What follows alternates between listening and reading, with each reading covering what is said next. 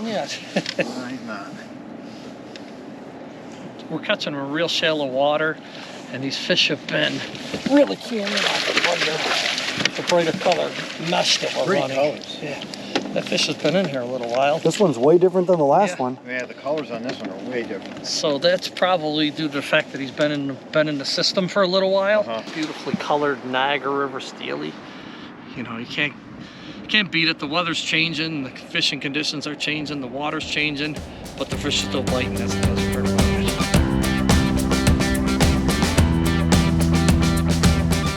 Shallow water steelhead. Oh, that's a Fish it in the boat. Beautiful steel. You know, got these bags on that are a little brighter. You know, no dull bags. Yeah. Running some minnows, trying to figure out what they want, and we'll get them going. Yeah. Yeah, that's I wonder what it is. Man, pull that drag. That is a steelhead, I would say. It's a nice steelhead. Taking a little bit of drag, doing some steelheadish type stuff. We talked about a little bit about the water being stained, but one thing is the sun's coming out, and we've been getting more bites since the sun's come out. So. And this would be the first minnow fish of the day, right? It would be. Come up here. That sun is not helping you out with steelhead. Got that. Beautiful steelhead. Beautiful Niagara River steelhead, your first one. I'm gonna tell you, you did a great job. The fish was thinking about jumping a couple times and wouldn't. I'm gonna give you an A+ for that Fish. All right, so you guys see us upriver today. That was not the plan at all. The whole goal was to come here because the brown trout fishing and everything else downriver has been epic. I mean, some people are saying the best in a decade. Now, Frank's been here more decades than you want to know. So he even admits it, it's been that good. Hear that right there? Feel that? That's called the wind. And you know that can be your biggest friend or your greatest enemy in this area. Today, it's not our friend. Whoa, whoa. See what I mean? You guys still think we're telling the truth? That's why we're up here, because where we want to go to catch those browns has not been good. Now, nobody's been up in this area with reports because everybody's been downriver where it's been absolutely epic. Now, Frank, what direction is the wind coming and what are we doing up here today? Just wait 5 minutes. The wind's changing at all minutes based on bouncing off the gorge. But what we're doing is we're shifting gears, Chris. I mean, we shifted gears, and normally when you come to the area, if you're willing to shift gears, you'll catch some fish. Essentially, we wanted to go downriver. The bar has been on fire for, you know, late season kings, browns, walleyes, just about everything out there. And then in the river, the brown trout bite's been real good, along with Lakers and steelheads, you know, in the middle section of the river.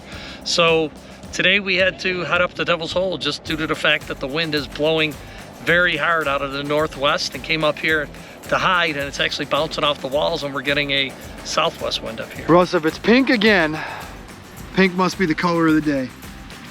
And it is another steelhead. You gotta see the view of it. I didn't even see it. I thought wrong. Yeah, nice thing about steelhead is they don't give it up too easily. No, they don't. You know, and then you got the water, you got the currents, you got everything else. We're catching them on light tackle. There we go. You got a little nice fish, yes. You got to be able to switch gears, and right now we're catching them on egg sacks, but we're still going to run some minnows. We've had some bites on minnows, got a fish on minnow. You know, it's really, like I said, a transition time from that, a lot of eggs in the system with Lakers and browns to fewer eggs till the steelhead come in and spawn. So be able to switch gears and you're going to catch some fish around here. Hey folks, we're down here on the Niagara River. We're going to show you exactly what we've been using to catch these steelhead and lake trout and walleye. We're on a 3-way swivel setup. So basically it's a 3-way swivel. This happens to be a Spro 3-way, which I like because they're smaller and they're, you know, nice and work the way they're supposed to. Then we have a bead up above there. What that bead does is it allows you to reel that swivel in without getting it into the top eye and breaking it off. So that's a little tip that you can go. On the off one of the prongs of the 3-way, we have about a 1.5 ounce pencil lead, and that'll bounce along the bottom. It's, you know, it's supposed to catch bottom and lose that, but we've been catching the whole rig because of the weather today. We go from there to about a 7-foot leader of 10-pound fluorocarbon. This cigar, my choice. It's in Visex. And then the fire hook It's a number 10 fire hook, and I like this size really because it's universal. We can run pretty much minnows, run egg sacks. Today we're catching more on egg sacks, but that doesn't necessarily mean that's always going to happen. So keep your options open. It feels a little bigger. Now that he's on his 4th fish of the day, he's calling what size they are. We're hoping this is a good one. Ooh, is he pulling line? Yeah. Ironically, he's fishing egg sacks here, and Frank just said to us, most likely you're not going to catch a laker on an egg sack about 2 minutes ago. So let's see what this is. A lot of times he jinxes you and you'll get a laker from that. Well, that's what I was saying. If I had my guess, Reverse psychology. probably not a steelhead. Could be a laker. Ooh, nice one too. Ooh, that's a good one, yeah. Nice one. Now, is that another pink or did you change the color? No, that's still pink. Look at Yeah. that. Once it's working. Nice job on the net. And just like I said, we were not going to catch a laker on egg sacks, and we caught a laker on egg sacks. So, you know, on cue it did it. I think it was reverse psychology. You must have good bait. Yeah. Well, well, well. When a blind squirrel gets What do we have here? Actually a walleye, I believe. Unreal. A walleye. Go figure. Just tell by the way he bit. Funny. Didn't we just ask you if there's any walleye up here? Yeah, it's a little, what we considered a very good eater in most places, but they're a little, it actually needs to be 18 inches, so he's probably about 16, 17 inches. We're not going to keep him anyways, but pretty cool. Go home. I'm guessing this is a laker. Look at this. Russ is now calling his shots, and I think he's right. Laker, here we come. Frank, you ever caught a bad fish here? No. Okay. All fish are good, just some are a little better than others. There he goes. Welcome. Good Bam. job on the net. Good job, sir. Weather's not too bad, and catching fish. It's almost time for a brickyard lunch, though. Oh, yeah. I thought I heard Chris's stomach grumble. Yeah. We're running both chartreuse and pink egg sacks today, and if you look, we have a little contrast with the magic thread on those eggs. So what you're doing is you're taking the Mike's Atlas, tying your eggs into them, putting the magic thread around there, and depending on what you're looking to use, you're just going to barely hook that. So you're going to bring it through the water. We happen to be running 2 different size baits today. We're actually running some smaller ones, which are right here, still in the bag, and bigger ones. As you could tell, pink's been the hot color today, but that actually changes quite often. Be able to change up and mix stuff up, run this rig on this happens to be a Lew's bait casting reel with about a 7.5 foot moderate light rod, and that's important because you want to match your line and the tackle to the rod that you're running. It allows the fish to feel the bait or grab the bait without feeling the rod, and you're gonna end up with more fish that way. Oh, that's a better steelhead. That was cool how he jumped in the Man. sunlight like that. Instant. It's like walking the dog right to Frank. Yeah.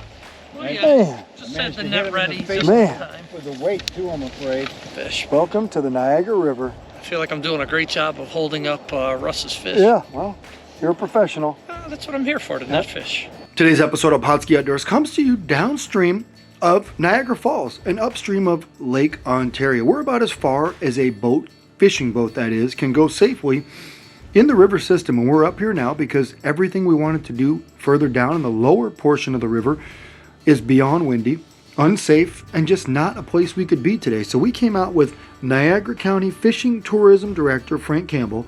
He's out here promoting the county and talking about the wonderful opportunities to fish here. Now, whether you're on the U.S. side or the Canadian side, there's ample opportunities for both groups of anglers to come out here and catch lake trout, brown trout, steelhead. Heck, we got a bunch of walleye today as well. And it just shows you, come out here with good bait, and you'll have an opportunity to catch some really nice fish as well. Now, almost all of our fish today, I would say 80% of them, came on Atlas Mike's 3x3 pink netting tied with chartreuse and white magic thread. It was a spawn sack kind of day. Now, we didn't even get into it. What we know is that Frank uses several kind of baits. He uses, or eggs I should say. He uses natural eggs. That means uncured, straight brown trout eggs. He uses Boraxifier.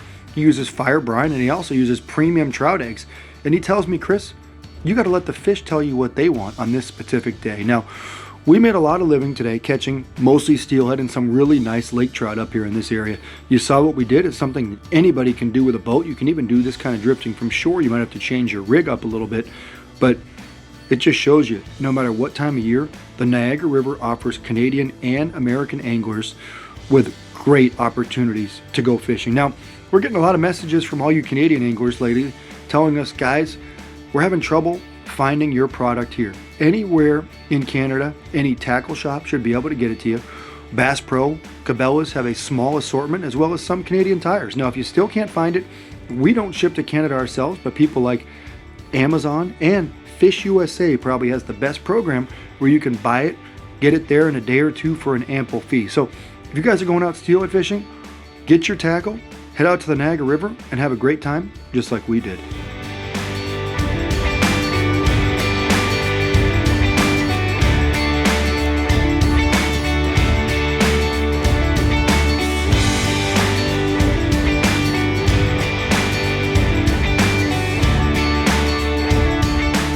Pautzke products are available at sporting goods stores near you. If you can't find the specific color, size that you want, make sure to go to Pautzke.com.